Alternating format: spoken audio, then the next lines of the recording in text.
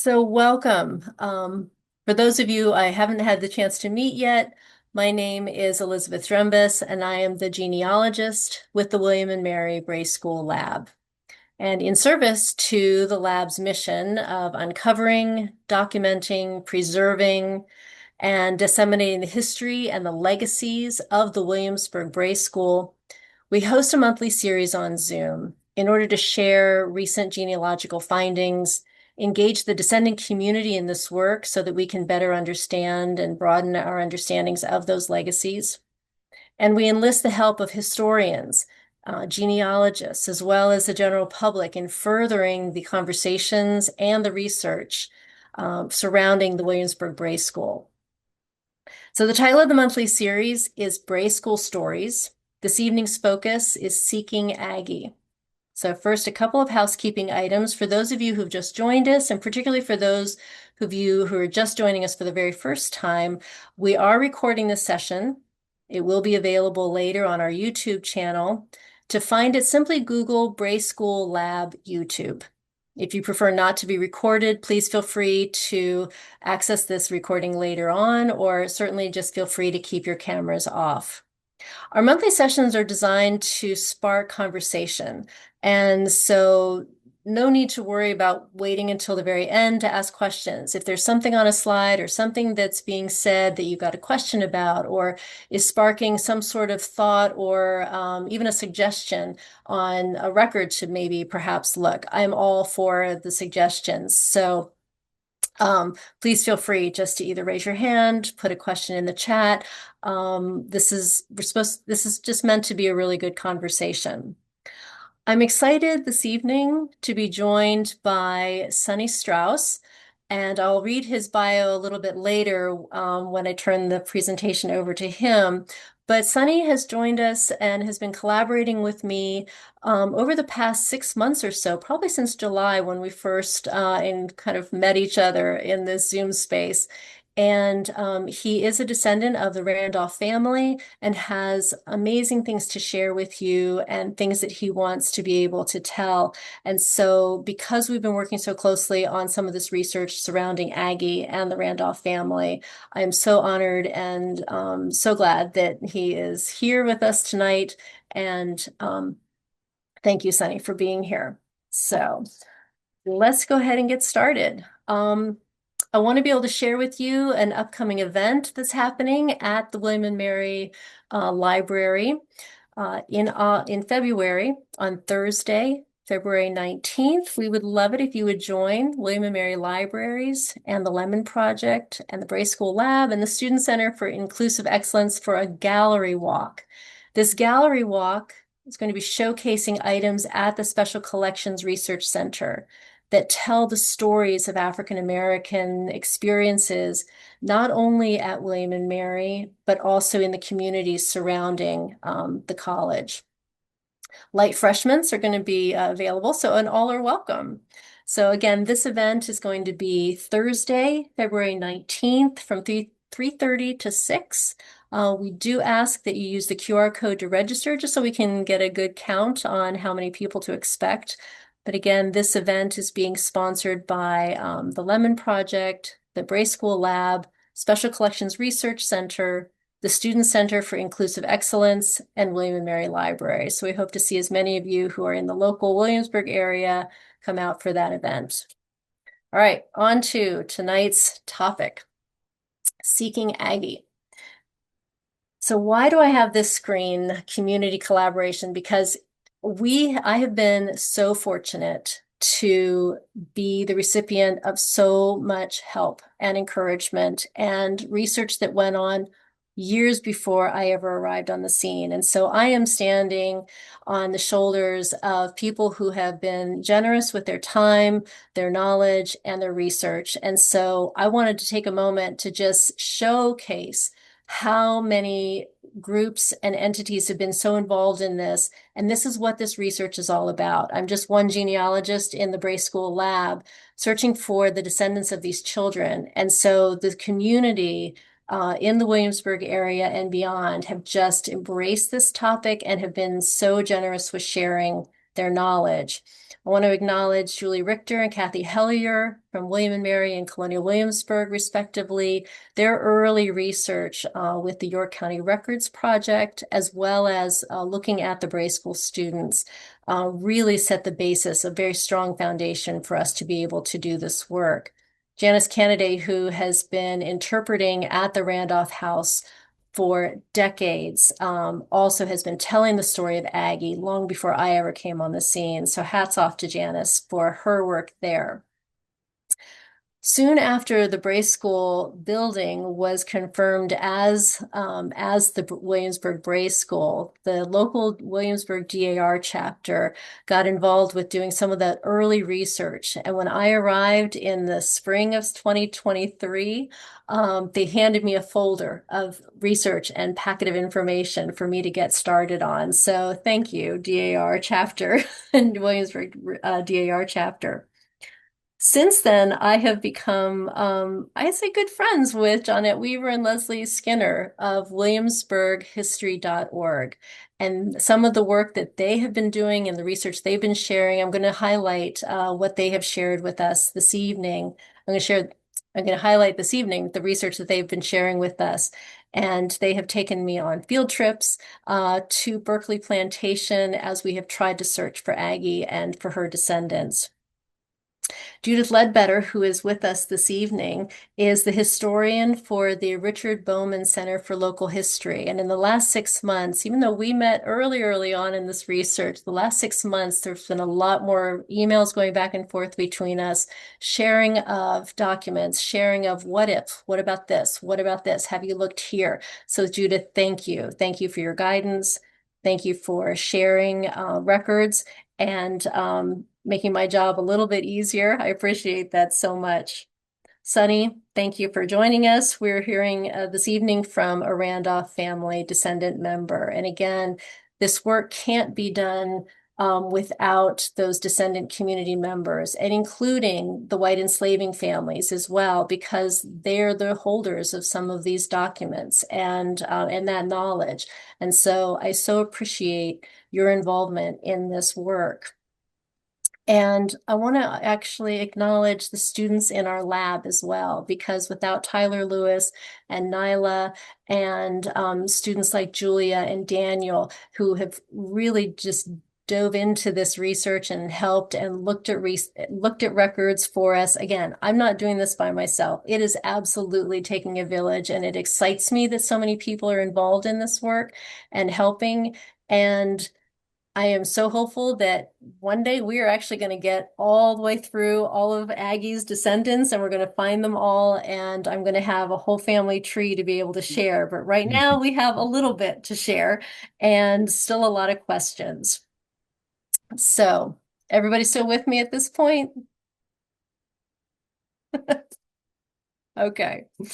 So where we left off, in October of 2023, at our very first Bray School Stories, we talked about finding Aggie. What we knew about Aggie, who attended the Williamsburg Bray School in 1762, is that she was enslaved as a 7-year-old in 1762 in the Peyton Randolph household. Both Peyton Randolph and his wife Betty Randolph mention Aggie in their wills. So we were able to track Aggie in that. So we had the will of Peyton Randolph and the will of Betty Randolph. And it was Betty Randolph's will where she said she gives her mulatto woman called Little Aggie, her daughter Betsy, and her son Nathan to her nephew, Benjamin Harrison. So learning the Harrison family tree, we know that Betty Randolph had been Elizabeth Harrison prior to her marriage. Then once she was writing her will, she was bequeathing Aggie and Aggie's children to her nephew, Benjamin Harrison. This would be Benjamin Harrison the sixth. Benjamin Harrison the fifth is her brother. And so we knew at that point that Aggie had at least 3 children, Kitty, Betsy, and Nathan. And because the Harrisons lived at Berkeley Plantation, we made the assumption that the children and Aggie would have gone to Berkeley Plantation in Charles City County. So we looked for Aggie with Benjamin Harrison VI. We didn't really find her. We didn't find her with Benjamin Harrison VI. We found her more often with Benjamin Harrison V. Specifically, we found her with him in his personal property tax list in 1784 in the city of Richmond when he was serving as governor of the state of Virginia. And after 1784, the next time we came across an Aggie was in the inventory of his estate in 1791. There was a woman named Aggie who was 36 years old with a 5-week infant in the list. Now, Aggie at 36 in 1791 matched so well to the Aggie who was 7 years old in 1762 at the Williamsburg Bray School. Both of these women would have had, if they're two different women or if they're the same woman, they would have had a year of birth of circa 1755. And so we thought we had found little Aggie in that inventory in 1791. The questions we were left with, though, because that's where we hit a brick wall. We never found Aggie with Benjamin Harrison VI's personal property tax list after 1791. Of course, after 1791, names of the enslaved people were not listed as frequently in the tax records, at least for Charles City County. And then in 1799, when Benjamin Harrison VI passed away and his estate was inventoried, we saw no Aggie, either in his will or in his inventory. So we were stuck. We also didn't know where Nathan and Betsy were. We had not found them in any of Benjamin Harrison the 5th or 6th records. So we were lost, kind of trying to figure out where Nathan and Betsy were. And then in the last 6 months, a bunch of new Aggies have arrived on the scene. So that's kind of where we wanted to go this evening was, okay, this is where we were 2 years ago. Where are we now? And are we any further? And oh my goodness, look at all this work that's been found. So okay, so Teddy, good question. The third child, Kitty, we've been able to find, and we actually did a Bray School Stories on Kitty. I think it was January or February of 2024. Kitty was given to Betty Randolph's niece, Elizabeth Harrison, who ends up marrying Louis Burwell. And so Kitty, we find Kitty, we trace Kitty. Kitty has 3 children, Clarissa, Walter Harrison, and Nathan. And so I'm going to actually refer you to the recording of Bray School Stories from January or February of 2024, because Kitty's story is really phenomenal, and the records we were able to find and trace Kitty. We've hit a brick wall with Kitty and her children, actually with Kitty's grandchildren. We've hit a brick wall with that. We get to about 1817, and then we kind of hit a brick wall there. So that's where Kitty went. She went to Mecklenburg County, Virginia. So let's start with the Aggie that's on the left-hand side of the screen. So Aggie, this was information that was shared by WilliamsburgHistory.org. Aggie was named in the will of Jane Hunter Charlton. And Jane Hunter Charlton said she wanted to free Aggie and also another young girl in her will. And in 1801, Aggie is described as 7 years old, which gives her a circa year of birth of 1794. Clearly, she's not the Bray School Aggie because she was born well after the Bray School closed. But she was to receive her freedom, and we know that the Charltons are also on the list of enslavers of people who sent people to the Bray School. So James Hunter Charlton was the widow of Edward Charlton. Edward sent Nancy and Davy to the Bray School in 1765. And the question I have is, while this Aggie in Jane Hunter Charlton's will is not Bray School Aggie from the Peyton Randolph household, could she be the descendant of a Bray School scholar from the Charlton household? Recently, when I was at the Library of Virginia, searching for the emancipation deeds, I did come across an Aggie Houston, age 36, and she stated she was emancipated by the will of Jane Charlton. So if we can figure out who Aggie's parents are, and if they went to the Williamsburg Bray School, then we can go from 1831 and trace an Aggie Houston, now with a surname, in the city of Richmond and go forward with them. So williamsburghistory.org, thank you for the information on Aggie from the Charlton household. And we will see if we can connect her back to the Bray School. We certainly can connect her back to the Williamsburg area, and see what we can find. On the right-hand side of the screen, we have Aggie Anderson, and she has become one that we're looking very, very carefully at. And I don't want to read through everything, but this is the timeline of all the things that we've been able to find on Agnes. These are things that Judith Ledbetter has shared with us. These are things that Sunny and I have looked at, that Tyler and I have been poring over. Aggie Anderson is a free woman of color starting about 1800 in the city of Richmond. She has connections to the Harrison family, which is what's sending up little red flags for me, that her husband, Nathaniel, frees his son who had been enslaved by Carter B. Harrison.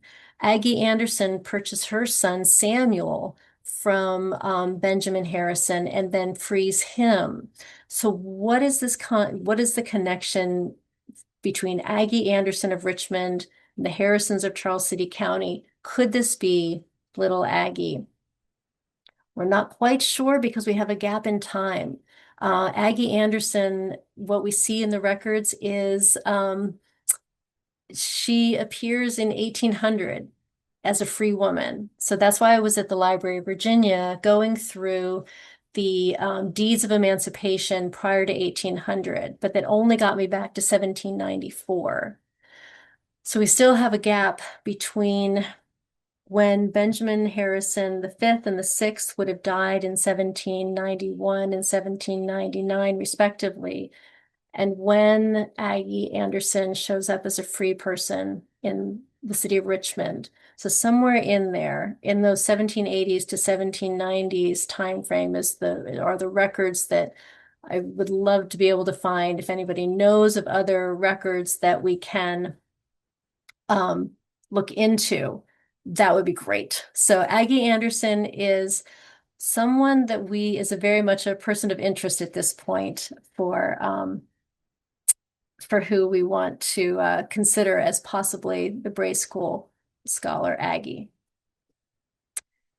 And then we had another Aggie appeared. And again, Judith was hunting around in the records and came across an Aggie Mead and an Aggie of Turkey Island.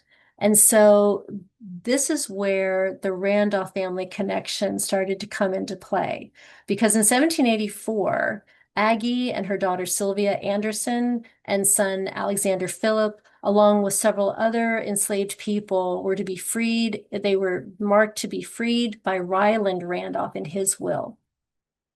So that took us on an adventure of connecting Ryland Randolph to Peyton Randolph and the extended Randolph family to see whether this Aggie could possibly have been the Bray School Scholar Aggie. We're not entirely sure. We don't think so, only because of her connections so closely aligned with the Ryland Randolph family. And I'm going to let Sunny talk a little bit more about that. But before I turn it over to him, I just want to make sure that people realize these are the records that we've been searching just in the last 6 months to be able to pull all this information together. And if anyone's interested in seeing any of these records, I'm happy to share them. Just please shoot me an email, and I'm happy to send you copies of these records. A lot of this is online. Some of it has been in-person research at the Library of Virginia. So again, The internet's great, Family Search, Ancestry, absolute genealogical powerhouses. But not everything is online, not everything's been digitized. So I do caution that some of these records still need to be looked at in person, in an archives, or at the library. So any questions at this point before I fully introduce Sunny? I'm going to go ahead and stop sharing my screen. And let's see, Maryland, where am I?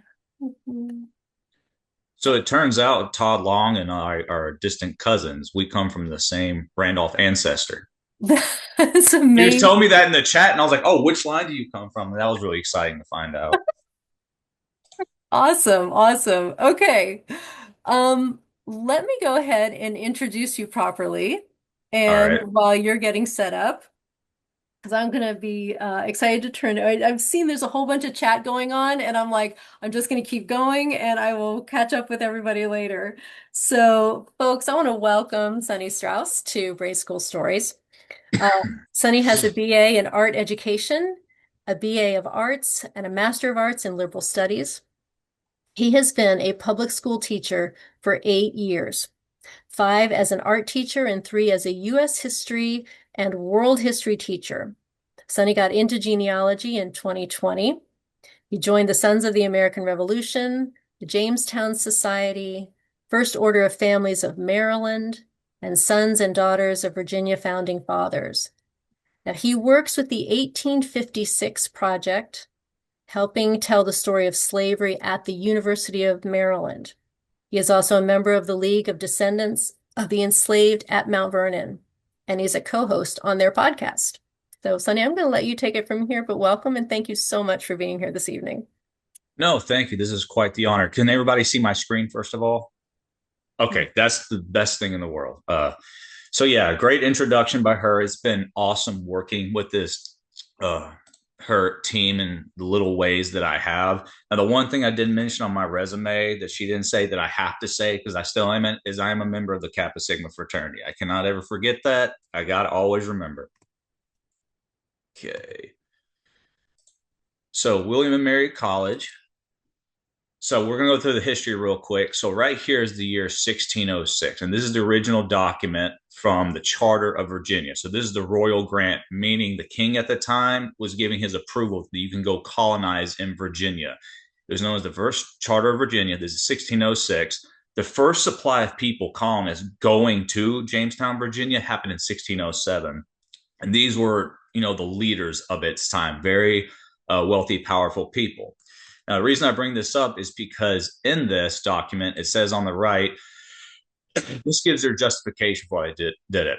The providence of Almighty God hereafter tend to the glory of divine majesty, because everybody did everything based off religion, and they still do, and propagating of Christian religion to such people as yet live in darkness and miserable ignorance of the true knowledge and worship of God, and may in time bring the infidel and savages live in those parts to human civility to a settled and quiet government. They're talking about the indigenous people there and saying, we're going to colonize and we're going to take over this. Why? Because they don't worship God, white European Christianity.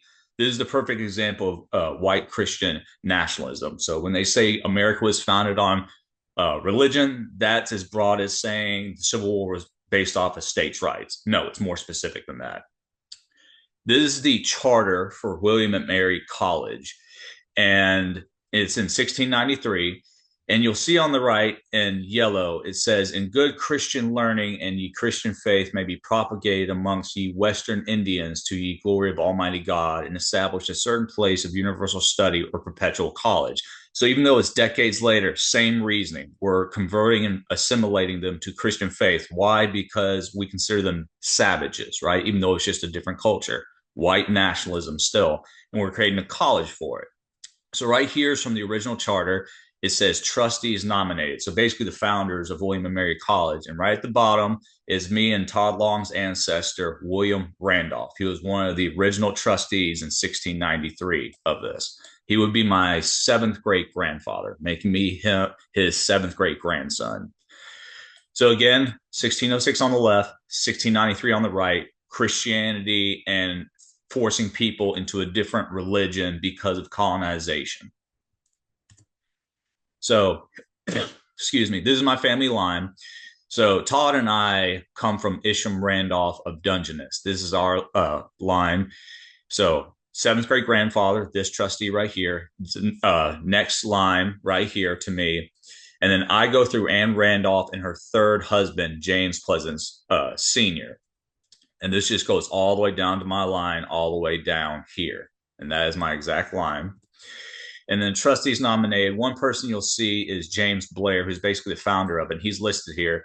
Now, I want to bring this up because this is happening currently. You'll see the date at the bottom. And this deals with, there's a attempt at changing the name of James Blair Middle School, which was named after James Blair. Here's on the right side from Encyclopedia Virginia. These are some of the enslaved people. Now, I believe Lemon is the reason why they call it the Lemon Project at William and Mary College, for looking at the history of slavery at College of William and Mary. So these are some of the first lists, if not the first list, of enslaved people at the college at the time. And the reason I show this was sent to me by Mary Lassiter. And this is the column I wrote when I first learned about the name change. Stephen Strauss, Memphis, Tennessee. And I explained how I'm a descendant of William Randolph and how the name should be changed. And I'm not saying this to brag. That is not the point of this. I'm just showing you that I'm attempting to use my ancestry to try to change some of the social injustices that are happening now. So if you want proof, that's it right there. It doesn't bother me to speak out. Here's James Blair, and here's a list of enslaved people at the college. He lists them right there, some of the first. And it says the first documented enslaved person at William and Mary appeared in an affidavit by James Blair, dated 1704, and it mentions an enslaved man owned by Blair himself. So he did own. He did absolutely own someone. So I would say anybody who owns someone and has their name on the name of a school, wipe that out. Get rid of it. We don't need to learn about that. No, we need to learn the history, but we should not keep the name of a white supremacist, white nationalist, colonizer of any kind on a place of education, especially in a modern America. I do not believe in that. So if you can, please help change the name. Now, here's William and Mary. William Randolph of Turkey Island. Here he is. This is my seventh grade grandfather. On online groups, I've been told I look like him. Maybe if I clean shaven and had a wig, I might. This is my seventh grade grandfather, seventh grade grandmother, doing, I don't know what this is, but whatever it is she's doing, maybe someone can explain that to me. So this is the trustee at the time. Then we get to here. Here's my line. He imported at least 47 Africans between 1691 and 1696. Names in yellow are enslaved Africans, and the names in blue are white indentured servants. Now, one thing you'll notice is that white indentured servants have a last name with them. And if you notice, and this is something that happens over and over and over again, it's just first name: Davy, Scipio, Hannibal, George, Harry. Yeah, they force them to change those names. But if you look at the indentured servants, John Peterson, David Price, so there's a last name, which is easier to identify with somebody.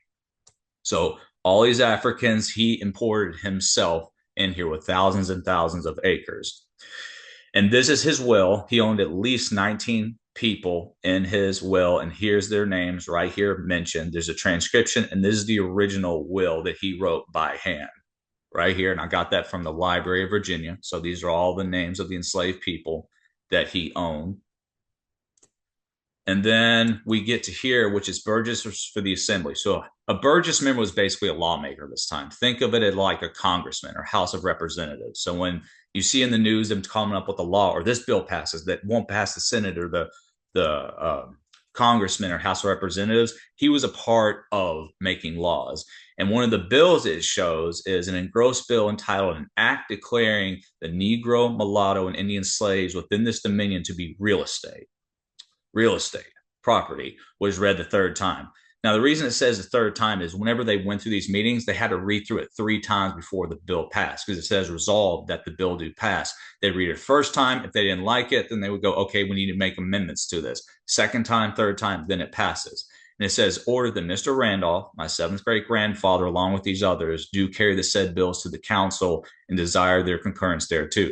Because he's in the House of Burgesses. Above him is the council. If the council looks at it and they agree with it, then it gets passed as a bill, just like that. So that just shows his involvement in slave legislation, right? Because it says real estate. They're not human. And this is the family tree I have. So look at this legend. Anybody with a red line under their name attended or graduated from William and Mary College. Now, this doesn't list all of them because if I did the entire family tree, we wouldn't be able to see this. It would just be too hard to see. The names in blue are first cousins.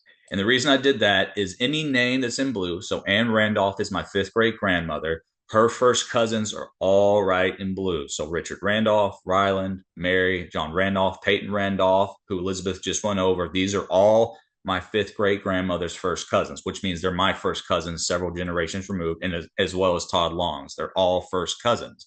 Now, the reason I bring this up is because these first cousins were very involved in the Williamsburg Bray School project because they owned or married into a person that owned some of the enslaved scholars that were forced to be educated at Williamsburg Bray Schools. You got Aggy, who Elizabeth was talking about, Roger, Sam, and these are all their scholars.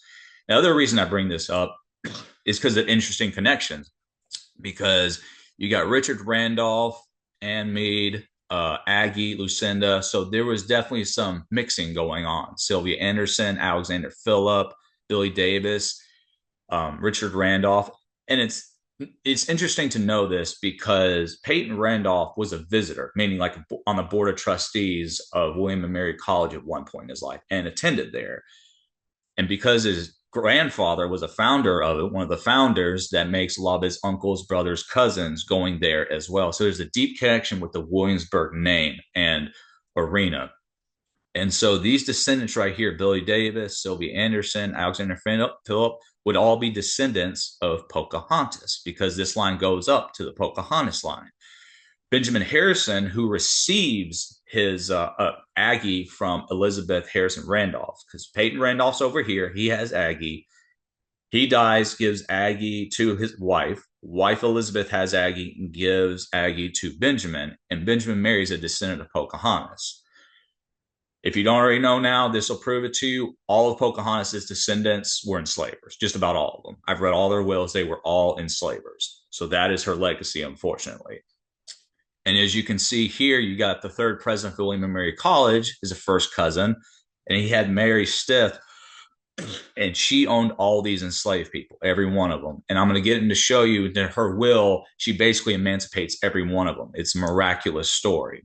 And then William Stith's sister Mary married William Dawson, whose brother owned some of the scholars as well. And if you look at this, second president of William and Mary College, third president, fourth president. There's so many interconnections. So here's some pictures to go along with this. So this is Isham Randolph, me and Todd's ancestor. This would be Thomas Jefferson's grandfather. He's right here.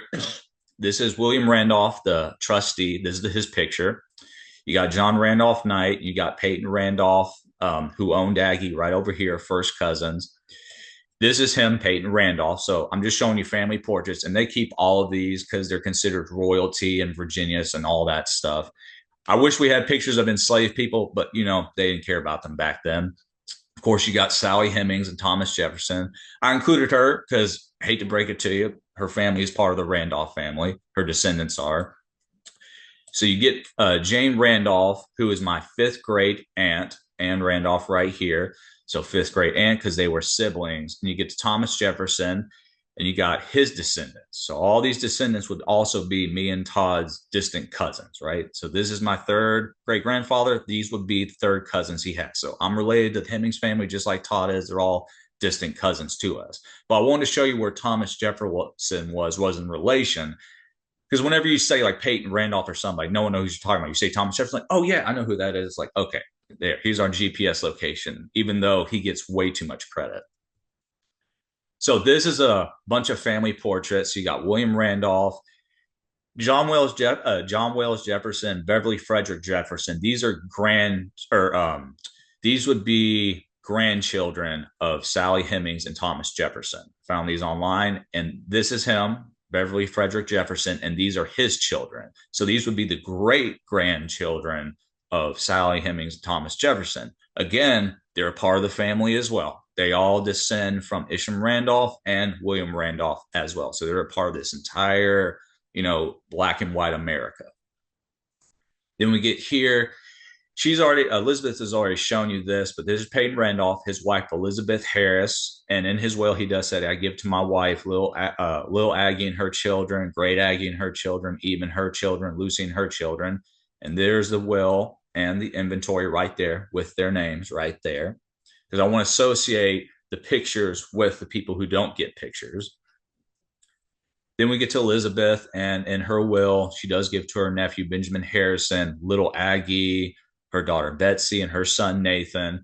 And then I didn't want to leave out all the other enslaved people she gives to other family members, but she has Carter Harrison, a mulatto boy named Watt, her niece Ann Coupland. She gives Eve and her son George. Her niece Elizabeth Harrison. She gives a girl named Kitty and her daughter little Aggie. To her niece, she gives Great Aggie and her son Henry. Her niece Lucy Randolph, and my sister Hex. No idea. A mulatto girl named Charlotte to use after her death and the heirs. And then she gives Harrison Randolph, Lucy, just showing you we're all, I mean, this was very common back then. We need to remember these names very well because they're a part of the Randolph story. And then we get to one of the best stories you can ever ask for of freedom. So this is Aggie right here, an actress playing her. So Ryland Randolph was a member of the Randolph family. He's right here, the person mentioned over here. Ryland Randolph had relations with Aggie Mead. Now, I'm going to leave it to you to decide what the relationship was. I'm going to say that it was not consensual, meaning he raped her, because that was very common among enslavers and no one gets a pass on that. So until someone brings me evidence saying, oh, it was consensual, I'm just going to say it was forced, just like Richard Randolph's relationship with Lucinda, who's enslaved, was forced as well. And so these are their children. That would be our second cousins, several generations removed right here. This is still my line. And also, they would be descendants of Pocahontas as well. If we ever find their descendants, that would be awesome. That's them. The court case was over. And you can see how close they are to Susan Randolph and Benjamin Harrison. You know, Aggie was so close to these individuals. I wonder if she actually knew them or ever heard their name. And then we get to the important thing. So this is the will of Ryland Randolph. So this is his will right here. And he says, I give freedom to my servant Aggie and her two children, Sylvia Anderson, 3 years old, and Alexander Phillip, now 1 year, right? So like, okay, you give freedom. This definitely happened at times when enslavers wanted to, when they were about to go to the grave. And then her codicil says, she wants to get Ryland Randolph, this guy right here, wants to give 3,000 pounds of interest, of which I have directed to be paid to the aforesaid Aggie and her three children, be paid to the said Aggie and her three children when her daughter comes of age. That's a lot different. Now you're giving like a savings account to these enslaved people. I want you to think about that. These are property, right? He's giving, besides all of his furniture and everything else in the will, he's giving them a savings account to not touch, be accrued with interest until they reach an age. That means he deeply cares about their future and them not being poor. He definitely sees them as human. He would have to, or he's just scared of it getting out that these are his kids. But this is very much unheard of, which comes up with the evidence that they would indeed be his children. And then he also mentions in his will, I give unto my brother servant's maid. So his brother's servant maid over here, her son, William Davis, Billy Davis. So he mentions him in the will as well. Now, here's what's interesting. He gives William Davis, this person right here, 500 pounds, right? You think 500 pounds. Okay. I give to William Ryland Curls 500 pounds. I give unto George Woodson, 500 pounds. So he's giving regular white people that he would see from his point of view the same amount of money as this son of an enslaved woman and Richard Randolph, a plantation owner. That's pretty crazy. You wouldn't expect that to happen, but he's treating them as equal monetarily in a sense. And then he frees all of his other enslaved people. So this is definitely a big part of the story. I mean, this definitely has the whole Thomas Jefferson, Sally Hemings thing going on. except their story is not going to be told through this because he's not Thomas Jefferson. He's not like, the God of America, Declaration of Independence, and all that other stuff. But this story needs to be told as well because this is part of an American story.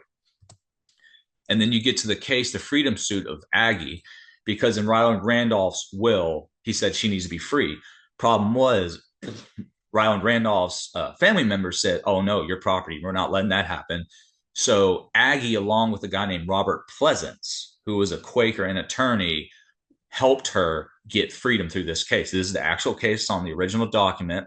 It says Aggie, a Negro woman, on behalf of herself and her two children, presents Sylvia Anderson and the other Alexander Phillip for freedom. And this is them against the plantation owners of the Randolph family, our cousins, me and Todd's cousins, Richard Randolph and David Meade Randolph. And he goes through all of this about his will, Ryland Randolph. And in the end, they grant a certificate of freedom to them both, to the family of Aggie.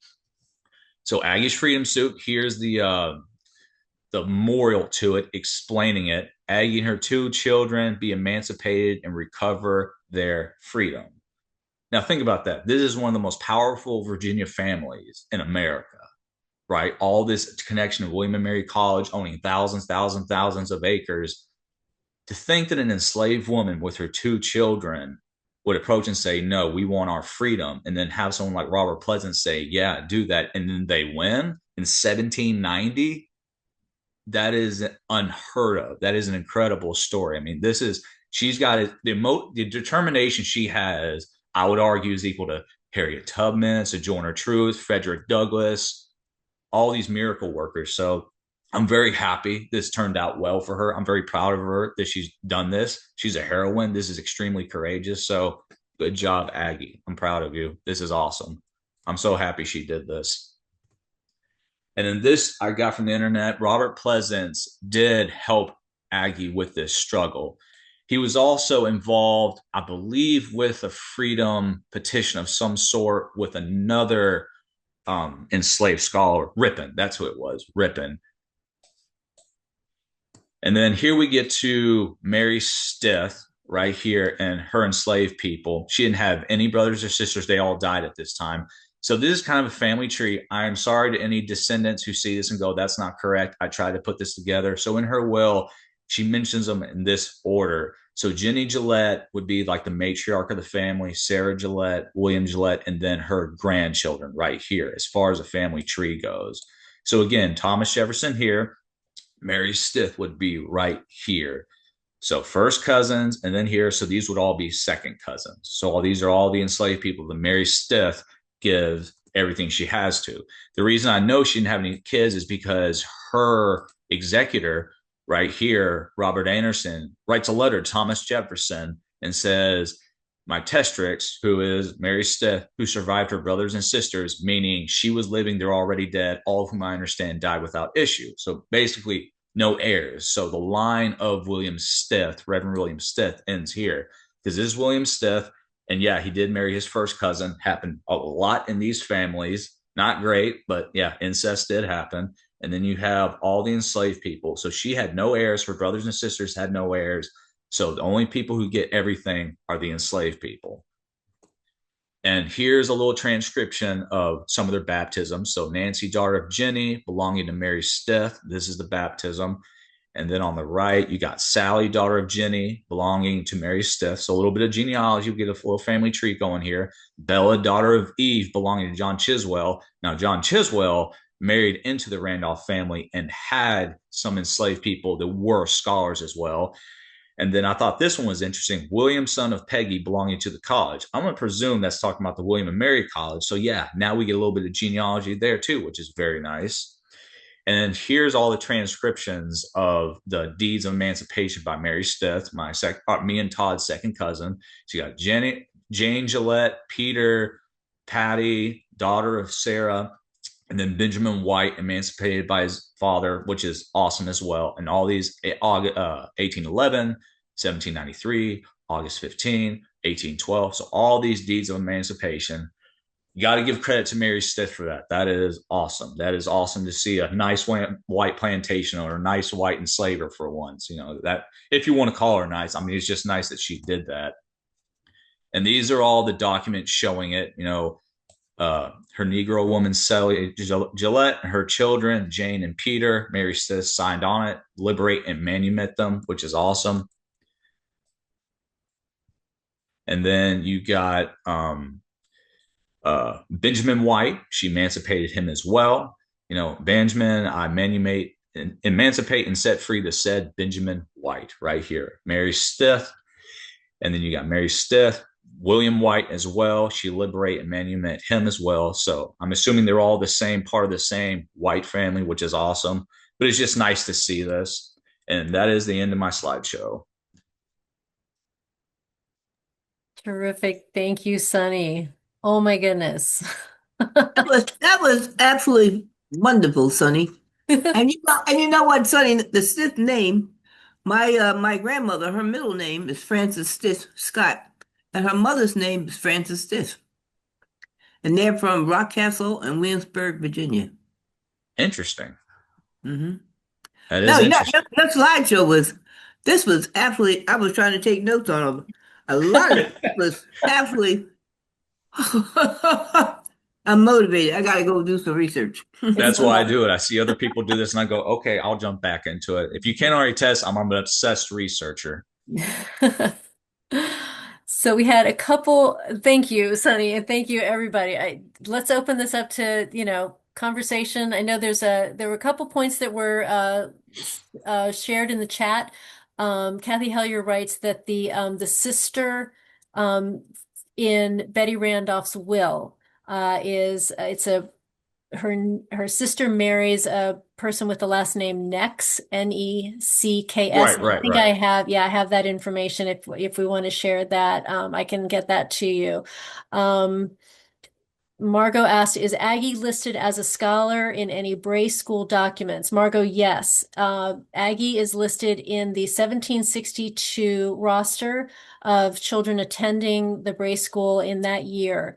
And those documents are available on the William and Mary Bray School Lab website under our research portal. And Maureen, if you've got the availability to share the website address in the chat, I would love it. I'm kind of stuck between two screens at the moment. But yes, Aggie is listed in the documents. That's the only record we have of her. The documents that we have for attendance rosters for the Bray School are 1762, 1765, and 1769. So if she went consecutively more than one time, we don't have those years. We don't have 1761 or 1763. But yes, that is available on the website. I actually didn't know about Peyton Randolph in the Williamsburg Bray School till maybe a year ago or several months ago. I was watching one of these William and Bray stories, and they mentioned Peyton Randolph, and I went, I know who that is. He's very famous, a first cousin. And I saw this, and I was like, Williams Bray School. I've never heard of this. So I was like, okay, let me do the very awkward thing of emailing someone who's never met me in their life, going, I'm a family descendant of the Randolph family, even though you know nothing about me, which is completely polite to do. And so I did that, and I got great responses, and I was like, good. This is good to know. And her, Tyra Lewis and the other people who help her are phenomenal researchers. So yeah, it's been a joy to work with this. Just see these interconnected families. I'm just glad that Williamsburg Bray School still exists and we get to tell these Yeah. stories about it. Yeah. And as you were going through, Sunny, and I know we've talked about this before, the tentacles and the webs, of all these, we have the list of the enslavers' names on the attendance list from the Bray School. And the family connections, the community connections, all of this overlapping intersections, this is why we're doing such a we have to cast this huge wide net. And your family tree shows that, this first cousin sent these people to the Bray School. This first cousin sent these people, these Right. ones, all of that, and how these children who then grow up to be adults in these enslaving households, how they're being moved between properties as well. So that's why, we can't just have blinders on and just look at the Peyton Randolph household and then just to the Harrison line. Right. It is really a matter of even when you mentioned Aggie Mead, could she have known Aggie at the in the Harrison household? What do we know about the community that the enslaved people between themselves, where were the intersections there? And so that's why the more people we welcome into the research to share the documents, to say, wait, what about this connection? Hey, what about this? That's what's so gratifying about this work, and so gratifying about just so many people involved in this. So I appreciate you, and I appreciate everybody on this Zoom session to be able to further this research along. Any questions, any other comments, any suggestions of, yes, Todd?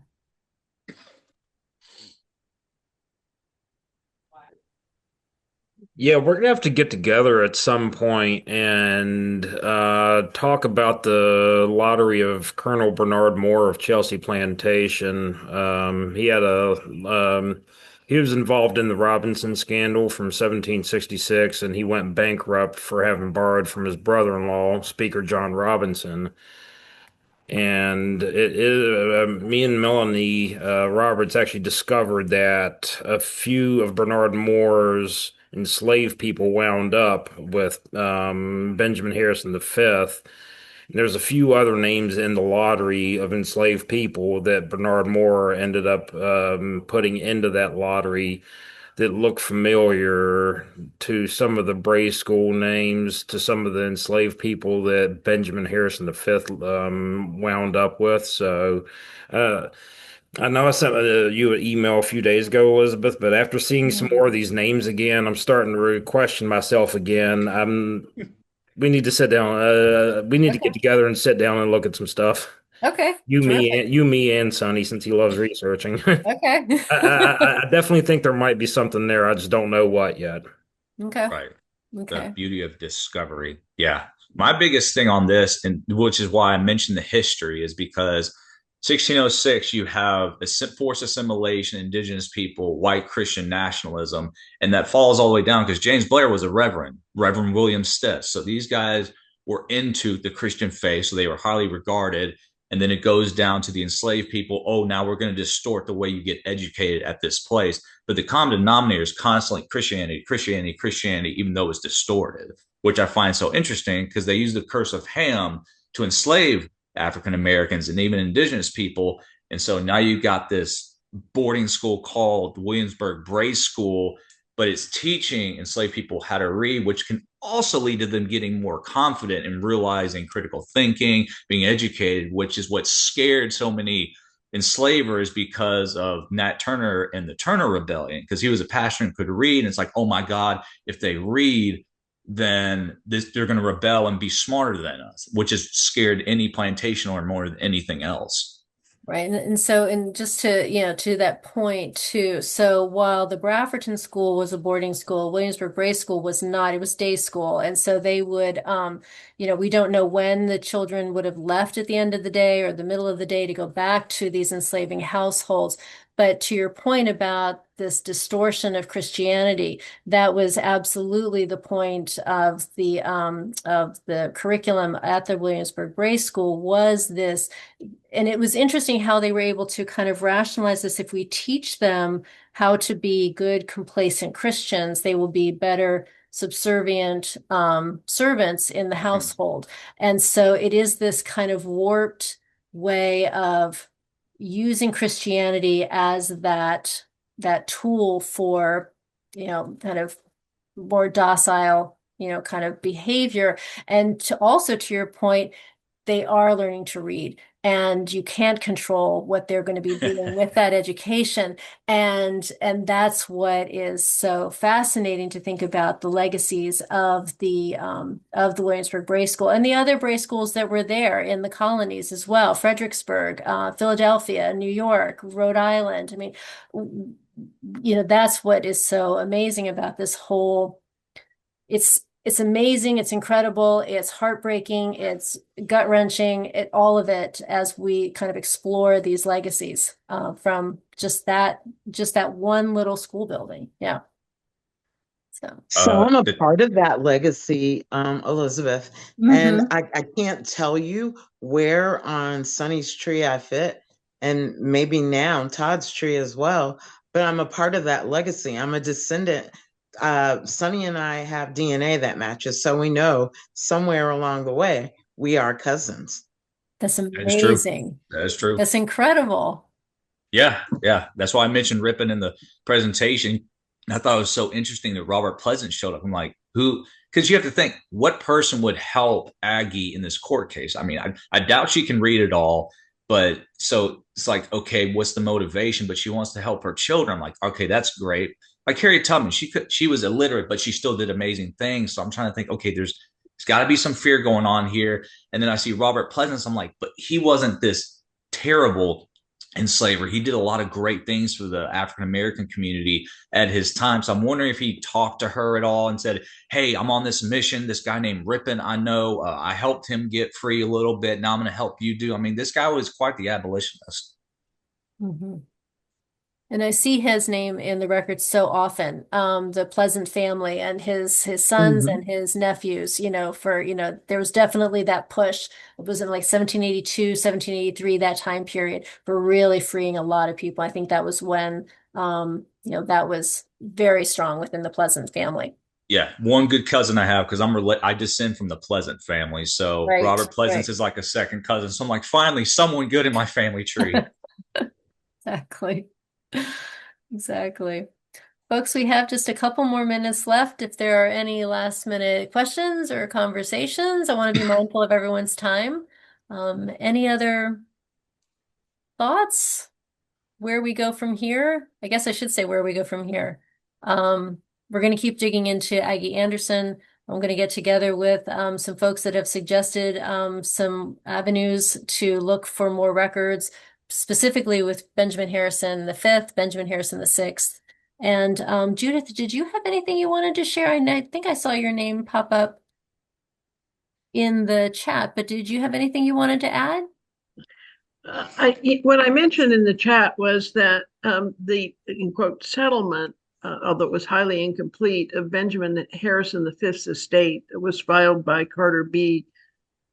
Right at the time of or just before the death of Benjamin Harrison VI, shows that there was this very significant amount of estate sales in 1791, totaling something like $5,000 or $6,000.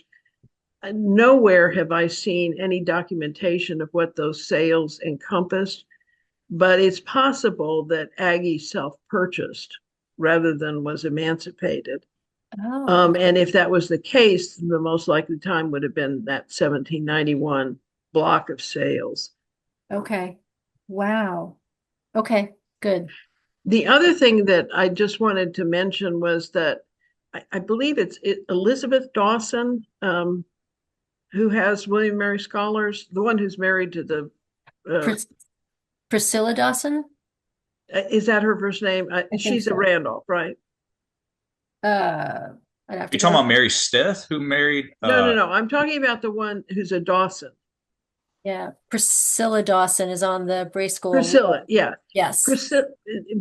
Benjamin Harrison V's will names two a Bassett niece and nephew who are given property under his will. DNA has proven that descendants of those, or at least of the male Bassett, are not Bassetts at all. They're Harrisons. And so the family's kind of working theory is that it was Priscilla who had children out of wedlock by a Harrison after her husband died. And they were raised by the fifth and his wife, Elizabeth Bassett Harrison. So I'm really curious if you have any information about when she died or what happened to her enslaved scholars. I will do some looking and I will send you an email this week. Okay. Yes. Priscilla Dawson. I'm on it. Okay. Thank you. Wow, that is fascinating. And yes, we will be in touch. Absolutely. Thank you, Judith. And thank you for being here. And thank you for all of the research that you've been sending my way. I really appreciate it. It's been Yes, thank you. It's been so fun. great. Yeah. Exactly. The Tyler Lewis's question, I do not know of any other indigenous enslaved people besides William Randolph and earlier mentioned on. The one thing I hate about the Randolph family, because they come from Goochland and Enrico, for whatever reason, there is no inventory or estate or account of their enslaved people. So if you read their will, that's about all you got as far as enslaved people, unless someone else has found it, because I have not found anything to that point whatsoever. Yes, and I should definitely acknowledge, I think I acknowledged at the beginning, but I don't think Tyler was here. Tyler has been an intern with the Bray School Lab since last summer and has been doing extraordinary work, led Bray School Stories in August for the research that he was doing, and we're happy to welcome him back this week as soon as campus opens to continue researching in the lab. So, Thank you.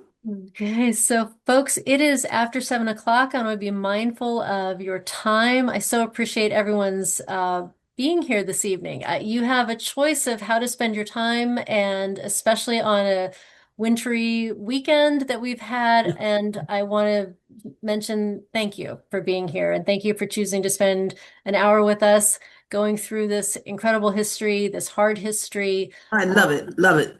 Great. Thank you, Teddy. We are so glad you're here.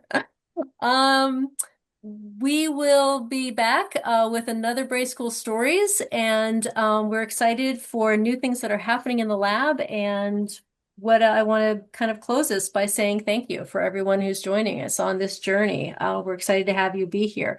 Please keep in touch with us. We're still figuring out our communications plan. So right now, Facebook is probably the best way to reach us as far as seeing the things that are upcoming. We try to put things on our website as well. And Maureen has posted the address for our website. If you just have to Google William and Mary Bray School Lab, you'll find our YouTube channel. You should find our Facebook page. You should find our website. And please stay tuned for upcoming events. And we'll be back next month with our next session. Thank you so much for being here, everyone. Thank you, guys. It's been an honor.